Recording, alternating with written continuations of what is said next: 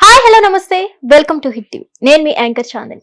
ఎప్పుడు నిత్యం మనకి ఏదో ఒక న్యూస్ నడుస్తూనే ఉంటుంది. ఆ న్యూస్ కోసం ఎవరో ఒకరు రెస్పాండ్ అయ్యి మాట్లాడుతూ బాగుంటుంది అని చాలా మంది వ్యూవర్స్ అనుకుంటూ ఉంటారు. అలాగే ఈరోజు మనతో పాటు డిస్కషన్ చేయడానికి ప్రముఖ సోషల్ యాక్టివిస్ట్ అలాగే పబ్లిక్ స్పీకర్ మనతో పాటు ఉన్నారు.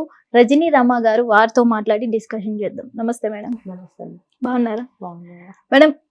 కొన్ని రోజుల నుంచి ప్రకాష్ రాజ్ టాపిక్ అయితే బాగా వైరల్ అవుతుంది. గతంలో కూడా అతను చాలా రకాలుగా మాట్లాడుతూనే వచ్చారు. భాష గురించి కానీ ఇలానే రామాయణం గురించి కానీ. ఇప్పుడు కూడా అట్లానే లైట్ తీసుకొని వదిలేసే ఛాన్సెస్ ఉన్నాయంటారా? ఈసారి గట్టిగా అతని మీద యాక్షన్ తీసుకునే అవకాశాలు ఉన్నాయంటారా? తీసుకుంటున్నారుగా. చాలా మంది కేసులు పెడుతున్నారు. అది ఇంకా వాగ్వివాదంలో నడుస్తుంది. మరి ఆ ప్రకాష్ రాజ్ ఆయన కూడా రియాక్ట్ అయ్యాడు. రియాక్ట్ అంటే ఏ రకంగా అయ్యాడంటే, జనాలు ఏదేదో వాగుతున్నారు. మరి నేను కొంచెం బిజీగా ఉన్నాను, మొక్కలతో మాట్లాడుకోవాలి. ఎండాకాలము, నేను మొక్కలతో మాట్లాడుకోవాలి.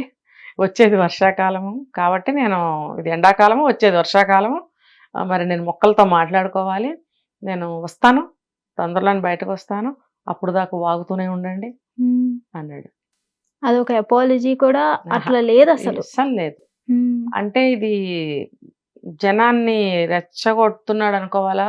మీరు ఏం చేసుకుంటే అది చేసుకోండి పండి, నేను నిజాయితీగానే ఉన్నాను అనుకుంటున్నాడా? అంటే అతను ఒక సాహిత్య సభలో నేను మామూలుగా మాట్లాడిన దానికి మీరు ఇలా చేస్తున్నారు, మీరు ఇలా వాగుతున్నారు అన్నాడు. అవును. అంటే ఏంటి, నేనేం ఇంటెన్షన్తో ఏం అనలేదు, మామూలుగానే మాటల సందర్భంలో అన్నాను. మాటల సందర్భంలో నువ్వు అన్ని డైలాగులా? ఏదో ఎగ్జాంపుల్గా ఏదన్నా ఒక మాట గబుక్కన ఏదన్నా దొరలచ్చు, కానీ నువ్వు పని కట్టుకుని ఆ టాపిక్ మీదే నువ్వు మాట్లాడినప్పుడు ఏదో ఊరినే అని ఎలా ఎవరు సరిపెట్టుకుంటారు? కాబట్టి అతను సమర్థించుకుంటున్నాడు. సమర్థించుకుంటూ వాగుతున్నారు. మరి నాకు చెప్పాను కదా, ఎండాకాలం, వచ్చేది వర్షాకాలం, నేను మొక్కలతో మాట్లాడుకోవాలి.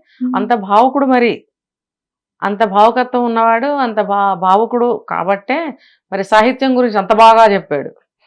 మొక్కలతో ఏం మాట్లాడతాడు కదా, ఏం భాషలో మాట్లాడతాడు? భాష మాట్లాడటం, సంస్కరించుకోవడం, భాషను అదుపులో పెట్టుకోవడం, మరి తన అభిప్రాయాలను కానీ భావాలను కానీ ఏదైనా ఎవరైనా ఎక్కడైనా సరే కొంచెం కంట్రోల్ పెట్టుకోవాలి. లేనోడు మాట్లాడటం రానోడు మరి మొక్కలతో ఏం మాట్లాడతాడు? నాకు అర్థం కాలేదు మరి. సరే, ఓకే. కాబట్టి అప్పుడు దాకా మీరు వాగుతూ ఉండండి. ఓకే. ఒకప్పుడు నుపూర్ శర్మ అనే ఒక మహిళ మతాల గురించి మాట్లాడినప్పుడు ఆమెను ఎక్కడున్నా సరే గాలించి మరీ పోలీసులు అరెస్ట్ చేశారే. మరి ఇప్పుడు ప్రకాష్ రాజ్ గారు అలా మాట్లాడుతుంటే ఎందుకని అరెస్ట్ చేయట్లేదు అంటారు? నుపూర్ శర్మ ఆమె హిందూ కాబట్టి అల్లరి చేశారు. అన్యమతస్థుడు కాబట్టి అల్లరి చేయరు. ఇప్పుడు అన్య మతాల జోలికి హిందువులు ఎవరు వెళ్ళరు. ఓకే, ఇప్పుడు మా హిందువులు ఏమన్నా సరే అల్లరి చేసేసి, యాగి చేసేసి, పీకి పాకం పెట్టి అల్లరి చేసి ఎండేసేస్తారు. అంటే వీళ్ళకి మన వాళ్ళంటే మన వాళ్ళే అలుసు అనమాట. పరాయవాడికి భయమా? పరాయవాడి జోలికి వెళ్ళరా? మనకెందుకులే అనుకుంటారా? ఏమైనా సరే అట్లా అనుకోవడానికి వీల్లేదు. ఇప్పుడు ఏంటంటే, ఇప్పుడు నా అభిప్రాయాలు నాకు ఉంటాయమ్మా. ఉన్నప్పుడు నీ మీద నాకు రకరకాల అభిప్రాయాలు, నీ మొహం మీద ఎలా చెప్తాను? తప్పు కదా అది. బాధపడతావు, లేకపోతే అది నాకు అపోహ కావచ్చు, లేకపోతే నా అభిప్రాయమే అసలు తప్పు కావచ్చు, అసలు నిజం వేరే కావచ్చు. నేను నా ఇష్టం వచ్చేట్టు నీ మొహం మీద అంటే ఎలా ఉంటుంది? అది బాధపడతావు కదా. అలాగే ఒక మిథాలజీ అనుకో, లేకపోతే ఒక హిస్టరీ అనుకో, ఒక వ్యక్తి అనుకో, ఒక గ్రూప్ ఏదైనా కానీ అది నీ అభిప్రాయం నీలో పెట్టుకో. మొహాన అందరిలో వచ్చేసి అట్లా ఓపెన్ గా బాంబు పేల్చినట్టు నువ్వు మాట్లాడి, నేనేదో మామూలుగా మాట్లాడాను, తను మాట్లాడాడట, అందరూ వాగుతున్నారట. అంటే అక్కడే నీ సంస్కారం తెలుస్తుంది. నీ భాష సంస్కరణలో లేదు, సంస్కరించబడిన భాషే కాదు నీది. అంటే నీకు కొన్ని లాంగ్వేజెస్ తెలుసు అని చెప్పి నువ్వు అన్ని లాంగ్వేజెస్లోకి వెళ్ళేసి మాట్లాడేసి, నీ ఇష్టం వచ్చేటట్టు మాట్లాడేసి తర్వాత ఇవతల వాళ్ళని అనటానికి అసలు కుదరదు అది. ఇప్పుడు హిందూ సంఘాలు అందరూ కూడా చాలా ఉద్యమాలు లేవదీస్తున్నారు, కేసులు పెడుతున్నారు, గొడవలు అవుతున్నాయి. మరి ఆయన మొక్కలతో మాట్లాడొచ్చిన తర్వాత ఏం మాట్లాడతాడో చూడాలి. అంటే ఇప్పుడు అతను, నేను ఒక వీడియోలో కూడా చెప్పాను, 2 మతాలకి సంబంధించిన వ్యక్తులకి పుట్టిన వ్యక్తి ఇది ఏ మతాన్ని సమర్థించాలో అర్థమై చావదు. ఓకే. ఇప్పుడు ఇటు సమర్థిస్తే వీళ్ళేమంటారు, నాన్న మతాన్ని సమర్థిస్తే అమ్మ మతం వాళ్ళు ఏమంటారు, అమ్మ మతం వాళ్ళని సమర్థిస్తే నాన్న మతం వాళ్ళు ఏమంటారు. అక్కడ ద్వైతీ సంఘర్షణ అన్నమాట. దాంట్లో కొట్టుకులాడుతూ 100 ఏళ్ళు వచ్చినా కూడా బుర్ర పెరగదు. ఓకే. ఎవరిని సమర్థించాలి, అమ్మనా నాన్ననా? కాబట్టి అటు వెళ్ళినప్పుడు ఆ మాటలు మాట్లాడతాడు, ఇటు వచ్చినప్పుడు ఈ మాటలు మాట్లాడతాడు. ఇప్పుడు ఇందాక నువ్వు అన్నట్టు ఈ సభల్లో అలా ఇలా మాట్లాడి అక్కడ ఏమనాలి, అవమానం పాలవుతున్నాడా, లేదా కాంట్రవర్సీలు ఇరుక్కుంటున్నాడా అనాలా, లేదా దెబ్బతింటున్నాడు అనాలా, ఏమనాలి? మరి అంత ఏదో వచ్చినతను అర్థం చేసుకోవాలి కదా ఎట్లా మాట్లాడాలి. ఇప్పుడు అంత సాహితీ సభ అంటే అందరూ భయపడతారు. ఒక సాహిత్య సభలోకి వెళ్ళి పార్టిసిపేట్ చెయ్యాలంటే భయపడతారు. ఎందుకనంటే సాహిత్యం గురించి అందరికీ తెలియదు. ఓకే, మినిమం నాలెడ్జ్ ఉన్నా సరిపోదు, అసలు దానికి వేరే ఉంటుంది. అటువంటి సభలో ఇప్పుడు గరికపాటి గారు ఉన్నారు, చాగంటి గారు ఉన్నారు, లేకపోతే ఇంకా వేరే చాలామంది ఉన్నారు. అలాంటి వాళ్ళ సభలకు వెళ్ళి మనం పిచ్చి పిచ్చిగా మాట్లాడితే తిట్టుకొస్తారు. అదొకటే కాదు, అసలు హేళన అవుతాం మనం. మనకి తెలిసి తెలియకుండా మాట్లాడకూడదు. ఆ సాహసం ఎవరు చేయరు అసలు. సాహితీ సభలు అంటే వాళ్ళు జనరల్గా ఎక్కడైనా కండక్ట్ చేస్తే వెళ్ళటానికి కూడా చాలా మంది కొంచెం మనకెందుకులే, మనకు తెలియని సబ్జెక్టు అంటారు. అలాంటి సాహితీ సభకి ఈయనని ఇన్వైట్ చేయడం, దట్టు నేను కూడా అదొక పెద్ద కాలేజీ, అక్కడంతా స్టూడెంట్స్ యూత్ ఉన్నారు. ఉన్నప్పుడు ఇతను వెళ్ళింది సాహితీ సభ అయినప్పుడు నువ్వు ఆ సాహిత్యం గురించి స్టూడెంట్స్కి సంబంధించినంత వరకు వాళ్ళు కనెక్ట్ అయ్యే విధంగా నువ్వు సాహిత్యం గురించి మాట్లాడాలి.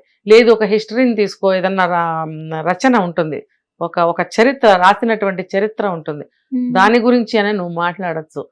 లేదు నువ్వు ఒక పురాణం గురించి మాట్లాడాలనుకుంటే కూడా అది కూడా సాహిత్యానికి సంబంధించింది, దాని మీద నువ్వు ఒక నాలెడ్జ్ ఒక పట్టు ఉన్నట్టయితే నువ్వు మాట్లాడు.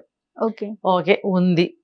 ఒక 50 సంవత్సరాలు దాటిన వ్యక్తి ఇన్ని సినిమాల్లో ఇన్ని భాషల్లో నటిస్తున్నప్పుడు అతను ఒక బ్రాహ్మడికి పుట్టినవాడే కాబట్టి కొంత నాలెడ్జ్ ఉందని అనుకుందాం. అనుకున్నప్పుడు అక్కడ నీ మాట్లాడేటప్పుడు నీకు క్రిస్టియన్ మతము తల్లి భావాలు అడ్డం వచ్చాయా నీకు? అంటే అక్కడ ఒక హేళన చేయాలి, ఎగతాళి చేయాలి అనే భావన వచ్చిందా? లేకపోతే మనం హిందూ మతాన్ని ఎందుకు గౌరవించాలి అనుకోవాలి. లేకపోతే నేను దేవుణ్ణి నమ్మను అంటున్నాడు, దేవుణ్ణి నమ్మను కాబట్టి నేను దేవుడి గురించి ఇలాగే మాట్లాడతాను అంటావా?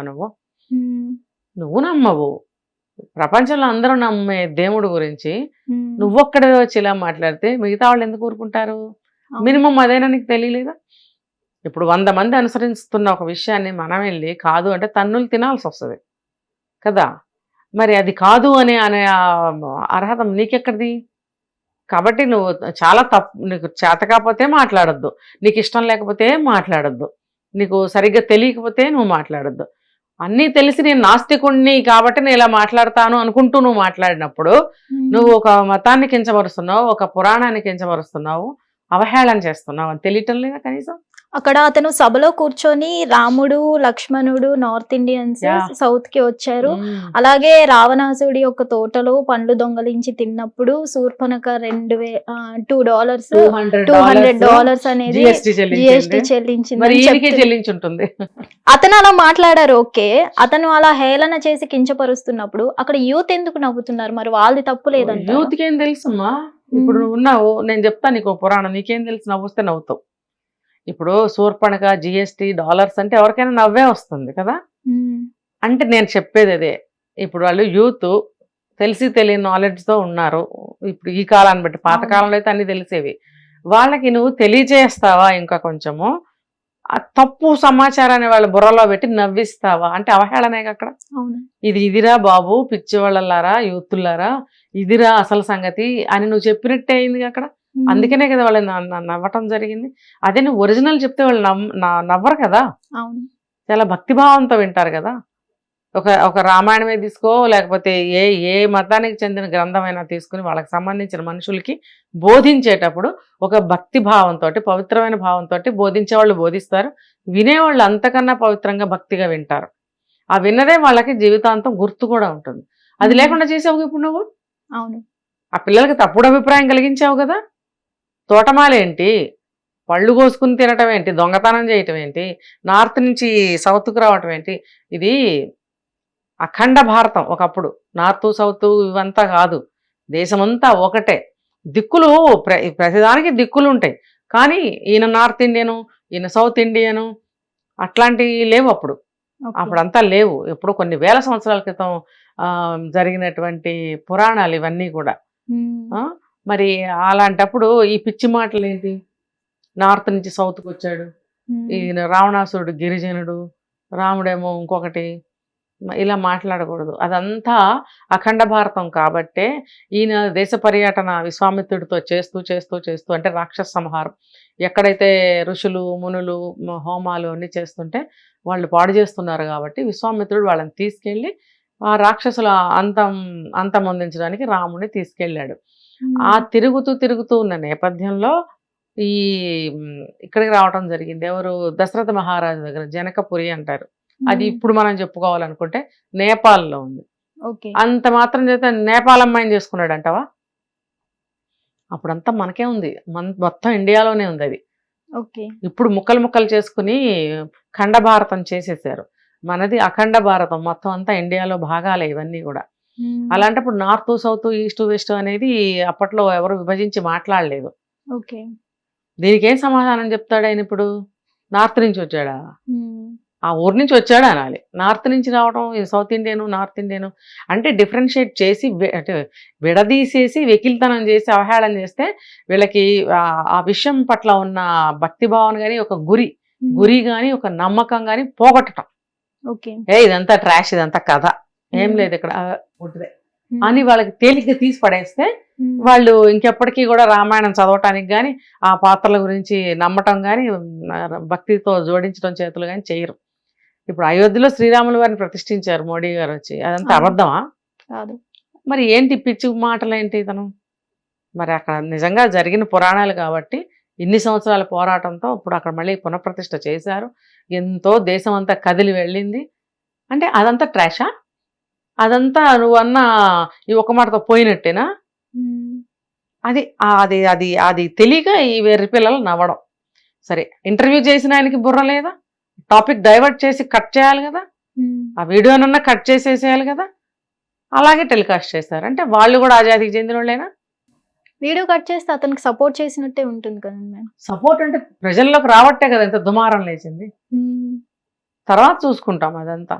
ఇప్పుడు అతనికి తప్పు అని తెలిసినప్పుడు దాన్ని ఆఫ్ చేయాలి, లేకపోతే దాన్ని టెలికాస్ట్ చేయకూడదు. లైవ్ ఇచ్చారేమో మరి మనకు తెలియదు. ఏమైనా సరే అతన్ని ఇండస్ట్రీ నుంచి బ్యాన్ చేయాలి అంటూ చాలా మంది నినాదిస్తున్నారు కాబట్టి నిజంగా అతన్ని ఇండస్ట్రీ నుంచి ఇప్పుడు బ్యాన్ చేస్తారంటారా? నాకైతే ఈ ఇష్యూ ఇప్పుడు జరిగింది కాబట్టి ఇలా అందరూ అనుకుంటున్నారు, ఇతను తప్పు చేశాడు కాబట్టి. ఇతను ఎన్నో సినిమాల్లో నటించి దేవుళ్ళకి సంబంధించింది కూడా నటించాడు, నటించి కూడా ఇప్పుడు ఇట్లా మాట్లాడుతున్నాడు కాబట్టి ఇతనికి ఇవ్వద్దు అని అంటున్నారు. నన్ను అడిగితే సీనియర్ యాక్టర్ ఇతను, ఇంకా అనవసరం, ఫీల్డ్ నుంచి తప్పుకుంటే మంచిది. మిగతా వాళ్ళకి అవకాశాలు ఇవ్వాలి కదా, కొత్త వాళ్ళు రావాలి కదా. ఎన్నాళ్ళు వెళ్తారు అవే ఫేసులు, అవే ఎక్స్ప్రెషన్స్, అలాంటి పాత్రలే, బోర్ కొడుతోంది కదా. ఇంకా వెళ్ళిపోవాలి వాళ్ళు, వెళ్ళిపోవాలి. అంటే ఇప్పుడు ఇండస్ట్రీ నుంచి ఏమంటారు పాత్రలు అవకాశాలు ఇవ్వకూడదు అని ఇండస్ట్రీ వాళ్ళు అనుకుంటే వాళ్ళ వ్యక్తిగత అభిప్రాయాలు, ఈ కేసుకు సంబంధించిన అభిప్రాయాలు వాళ్ళకి ఉంటాయి. కానీ ఒక ప్రేక్షకురాలుగా నేను చెప్పాలంటే అసలు అతను ఇంకా అనవసరం, యాక్టింగ్ కి పనికిరాడు. ఇది మాత్రం చట్టరీత్యా యాక్షన్ తీసుకోవాల్సిందే.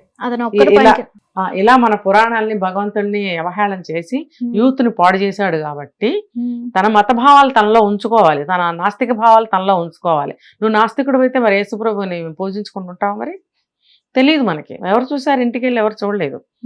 నువ్వు బయటకు వచ్చి నువ్వు నాస్తికుడు అని చెప్పి హిందూ దేవుళ్ళని ఎందుకు హేళన చేస్తున్నావు? మరి అలాంటప్పుడు నువ్వు యేసుప్రభుని కూడా అక్కడ ఒకటే రకంగా హేళన చెయ్యి. అందరి దేవుళ్ళని నువ్వు ఒకటేలాగా హేళన చేస్తే ఏమోలే నాస్తికుడు అని నమ్ముతావు. నువ్వు అలా కాదే, దేని దానికి తీసుకుంటున్నావు నువ్వు. కాబట్టి ఇది చేసిన ఈ పనికి సినిమా ఇండస్ట్రీలో ఇంకా ఎటువంటి పాత్రకి పనికిరాడు అతను. అలాంటి పాత్రలు ఎప్పుడైనా చేయడానికి పనికిరాడు ఇంకా. మరి అలా అయితే మూవీస్ లో యాక్ట్ చేయడానికి ఏ స్టోరీ అయినా సరే అందులో ఒక దేవుడు అనే మాట రాకుండా ఏదైనా ఉందా? ఒక డైలాగ్ ఉంటుందా? ఏదో ఒక సందర్భంలో భగవంతుడా అనో, దేవుడికి మొక్కుకున్నాను అనో ఏదో సమ వస్తుంది. నువ్వు అలాంటి పాత్రలకు చేయడానికి తగునువా? ఇంకా దేవుడి పేరు తీయటానికి నీకు అర్హత లేదు. నేను నాస్తికుడని పబ్లిక్ లో ఇలా మాట్లాడినందుకు నీకు ఆ రకంగా సినిమాల్లో యాషాలు ఇవ్వకూడదు. ఇంకా పోతే నీ మొహం బోరు కొట్టేసింది, ఇంకా నువ్వు వద్దు, చాలు కదా.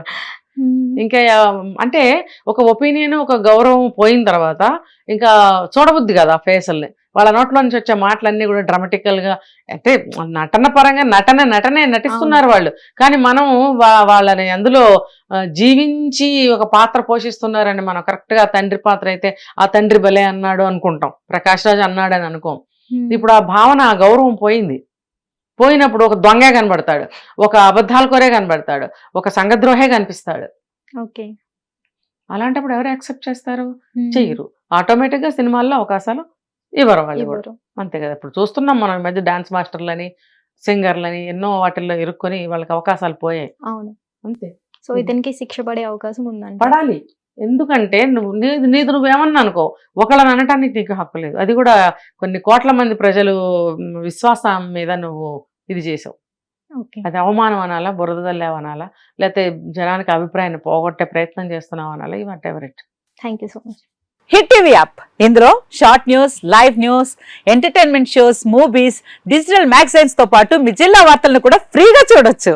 ఇంకెందుకు ఆలస్యం, వెంటనే హిట్ టీవీ యాప్ ని డౌన్లోడ్ చేసుకుని ఫ్రీగా ఎంటర్టైన్మెంట్ పొందండి. Hit TV app. Hit TV app. Please download hit TV app. Hit TV app ని ఫ్రీగా డౌన్లోడ్ చేసుకొని ఎంజాయ్ చేయండి. మీకు నచ్చిన ఎంటర్టైన్మెంట్ కోసం హిట్ టీవీ యాప్ ని ఫ్రీగా డౌన్లోడ్ చేసుకుని ఎంజాయ్ చేయండి. హిట్ టీవీ యాప్ ని డౌన్లోడ్ చేసుకుని ఆస్వాదించండి, ఆశీర్వదించండి. ఇంతమంది సెలబ్రిటీలు హిట్ టీవీ యాప్ ని డౌన్లోడ్ చేసుకోండి అని చెప్తున్నారంటే ఎంత మంచి యాప్ ఆలోచించండి. అమెరికా అమెరికా అమెరికా అమెరికాలో చదవాలనుకునే వాళ్ళకి విశ్వసనీయమైన పేరు మన శౌర్య కన్సల్టెన్సీ.